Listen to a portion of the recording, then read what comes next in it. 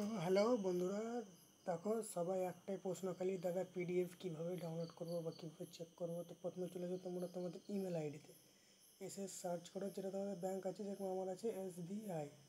ঠিক আছে, সার্চ মারো, সার্চ মারার পর নিচে দেখো পিডিএফ বলে লেখা আছে। পিডিএফ যাকে বলে স্টেটমেন্ট ব্যাংকের, যেটা তোমার পুরো মাসের হবে বা তোমার পুরো বছরে তুমি নামাতে পারো। ঠিক আছে, তো এখানে হয়তো পাসপোর্টের কিছু ব্যাপারে লেখা আছে, এটা আমি পরে বলছি, লাস্টে ভিডিওটা দেখতে থাকো। প্রথমে করে নিলাম আমি ডাউনলোড হচ্ছে বন্ধুরা। এইটা হচ্ছে মেন জায়গা। ঠিক আছে, ডাউনলোড হয়ে যাচ্ছে।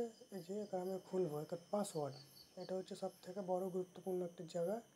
তো আমি বলছি এখানে কিচ্ছু দিতে হবে না, শুধু মাত্র তোমার মোবাইলের লাস্টেকার 5 ডিজিট নাম্বার আর তোমার যেটা ডেট অফ বার্থ আছে, যেরকম হয়তো আমার আছে 03/01/04, মারবে, ওপেন করবে, ব্যাস একদম তোমার সামনে চলে আসবে তোমার পিডিএফ, যাকে বলে স্টেটমেন্ট ব্যাংকের, তোমার সামনে।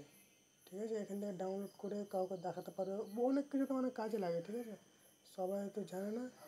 ভিডিওটা ভালো লাগলে অবশ্যই লাইক, শেয়ার, কমেন্ট, সাবস্ক্রাইব করে বেল